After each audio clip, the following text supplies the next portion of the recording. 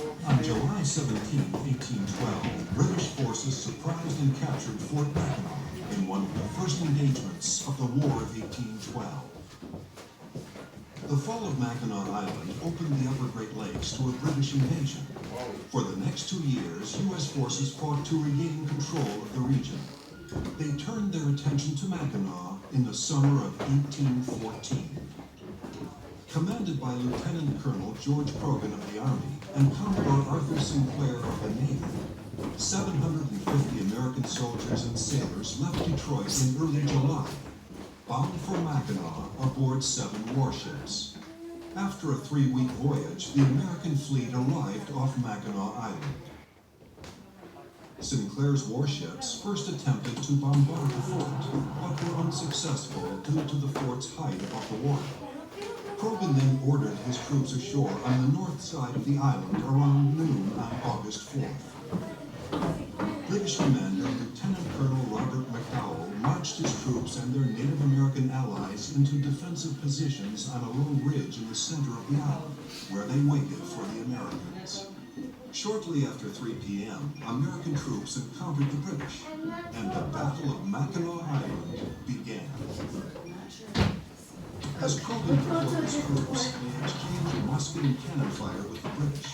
Although this firing was inaccurate and did little damage, many of McDowell's native allies slowly retreated.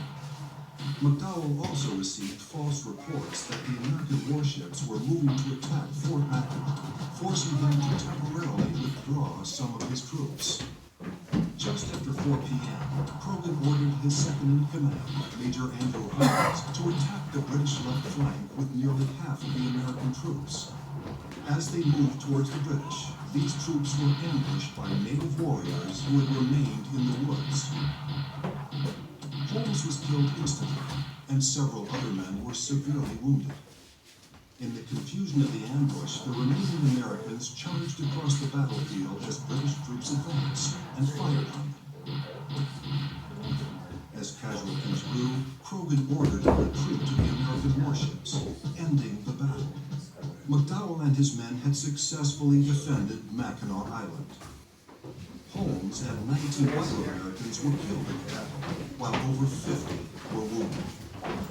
Despite these casualties, Croghan and Sinclair were determined to recapture Mackinac. After destroying the Nancy, the only British supply ship on Lake Huron, Sinclair left 2 of his warships, the Tigress and Scorpion, to blockade Mackinac Island.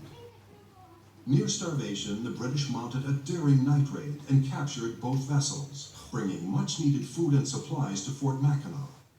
Defeated on land and water, the Americans never returned to Mackinac during the war.